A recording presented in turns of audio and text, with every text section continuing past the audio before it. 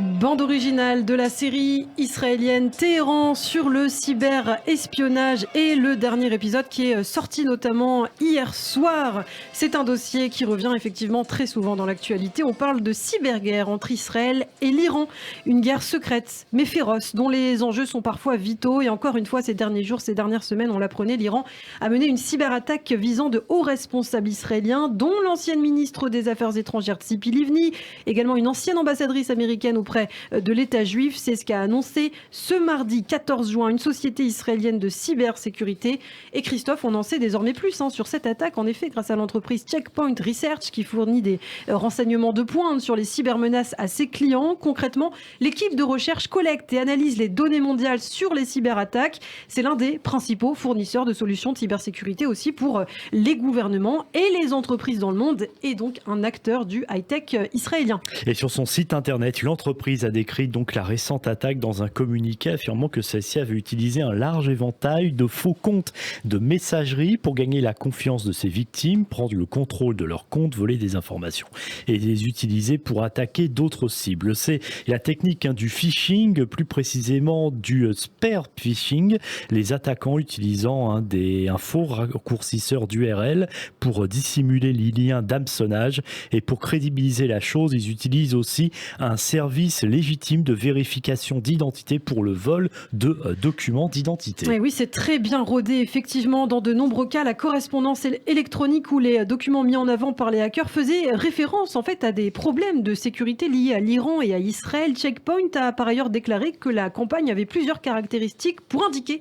qu'elle était justement gérée par une entité soutenue par la République islamique d'Iran, y compris une fausse page de connexion Yahoo copiée à partir d'une adresse IP iranienne. Et c'est bien pour cette raison que l'entreprise Checkpoint a indiqué que son analyse l'avait amené à penser que l'attaque avait été perpétrée par un groupe iranien. Une section de code commenté indique qu'elle pourrait également avoir été utilisée dans une attaque précédente de Phosphore. C'est un groupe iranien qui a déjà mené de nombreuses cyberattaques de haut niveau alignées sur les intérêts de Téhéran et ciblant des responsables israéliens.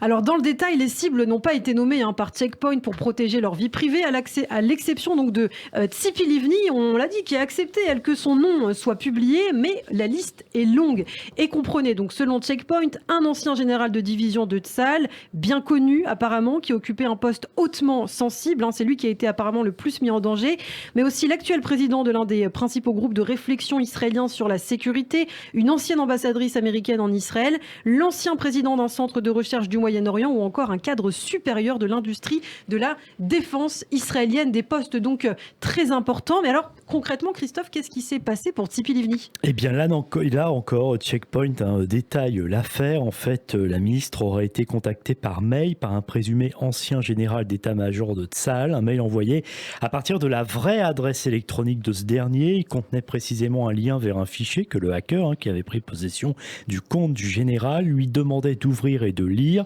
mais sans réponse de sa part. L'attaquant a commencé à l'harceler, ce qui a attisé les soupçons de l'ancienne ministre. Tzipi Livni a contacté l'ancien général et lui a posé des questions sur ce fameux mail, un mail, vous l'aurez compris, dont ce dernier n'avait pas connaissance. Et la chaîne de télévision Cannes en Israël a reconnu ce mardi 14 juin que les pirates s'étaient infiltrés il y a au moins 6 mois, c'est-à-dire à partir de décembre 2021. Ils ont continué donc jusqu'à la semaine dernière, jusqu'à ce qu'on découvre le poteau rose, et grâce à cela, ils ont pu avoir accès à divers documents liés à de hauts responsables israéliens. Alors c'est pas la première fois qu'on parle de telles attaques. En mars dernier, Israël subissait aussi la plus grande cyberattaque de son histoire. Qu'est-ce qui s'était passé, Christophe ? C'était le 14 mars dernier, en effet. Bien ce jour-là, des hackers avaient ciblé de nombreux sites internet israéliens, notamment ceux de ministères, rendant inaccessible la consultation de ces pages pendant une partie de la soirée. Une attaque par déni de service, le DDoS, qui consiste à saturer les serveurs de la victime en l'ensevelissant sous les requêtes. On va y arriver. De nombreux sites étaient aussi inaccessibles pendant plusieurs heures, et notamment des sites gouvernementaux. Ah oui, bien que l'accès au site du gouvernement israélien ait été rétabli à l'intérieur d'Israël. Il était injoignable à l'échelle internationale, on s'en souvient. Et selon le quotidien israélien Haaretz, il s'agissait alors de la plus grande cyberattaque jamais lancée contre le pays. Ces derniers mois, plusieurs sites israéliens avaient également été la cible d'attaques informatiques imputées par les observateurs et les experts à l'Iran. Période compliquée pour Israël. Une information qui intervient 2 jours seulement après que les médias israéliens aient rapporté une menace de complot iranien visant à kidnapper des touristes israéliens en Turquie. Le mois dernier également, l'agence de sécurité du Shin Bet déclarait qu'elle avait découvert et déjoué une tentative des membres iraniens d'attirer des universitaires israéliens, des hommes d'affaires et d'anciens responsables de la défense à l'étranger dans le but de les kidnapper ou de leur nuire d'une autre manière. L'Iran, principale menace de l'État juif aujourd'hui, toujours en mai dernier. D'ailleurs, le Shin Bet affirmait avoir découvert une opération iranienne qui tentait de recruter des civils israéliens pour collecter des informations sur des cibles en Israël en utilisant un faux profil sur les réseaux sociaux. Et oui, ça se fait beaucoup. Internet, c'est devenu un vrai danger pour les Israéliens. Alors clairement, les services de sécurité israéliens l'ont dit. Téhéran cherche constamment à recruter d'ailleurs des Israéliens via Internet afin bien sûr d'avoir des informations sur le pays. Et d'ailleurs l'année dernière, un Israélien a bien failli tomber dans le panneau. Un agent iranien qui l'avait poussé à se rendre aux Émirats Arabes Unis. L'homme avait annulé son voyage après avoir entendu parler de ces tentatives iraniennes de kidnapping contre des Israéliens. D'ailleurs il y a 2 ans, en 2020, le Shin Bet avait arrêté un citoyen israélien soupçonné d'espionnage pour l'Iran.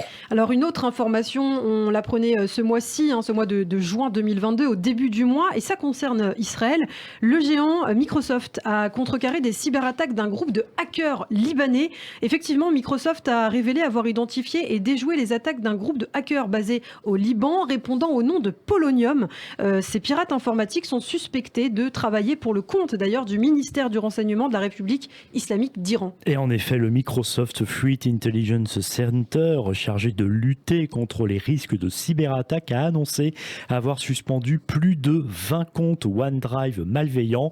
Les cybercriminels auraient utilisé la plateforme de stockage cloud de Microsoft pour stocker des données volées afin de les utiliser plus tard dans le cadre de leurs attaques. Et au cours de ces 3 derniers mois, Polonium se serait servi de ses profits pour compromettre une vingtaine d'organisations basées en Israël, ainsi qu'une organisation intergouvernementale ayant des activités au Liban. Et les cybercriminels auraient principalement ciblé les entreprises israéliennes du secteur de l'informatique et de l'industrie de la défense. Évidemment, les points les plus chauds. Les chercheurs de Microsoft continuent actuellement d'ailleurs leur investigation pour déterminer le rôle de l'Iran dans cette affaire. Pour le moment, ce qu'on sait en tout cas, ce qui est sûr, c'est que le groupe Polonium agit bien depuis le Liban. Donc reste à savoir si l'Iran est bien impliqué dans tout ça.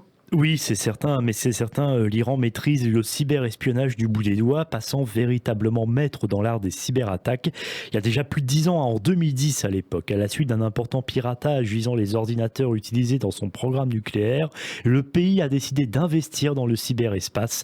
En 2012, fort de ses nouvelles capacités, près de 30 000 ordinateurs de l'entreprise pétrolière Aramco en Arabie Saoudite avaient été détruits, c'est ce qu'avait annoncé Téhéran. Merci beaucoup Christophe Dard, et à noter qu'on parlera justement de ce dossier, la cybersécurité, les cybermenaces contre Israël, avec notre invité à 8h30 tout à l'heure, c'est Nivadi, expert en question de défense et en cybersécurité. Ce sera l'occasion de revenir sur ces menaces de kidnapping contre des Israéliens, notamment en Turquie.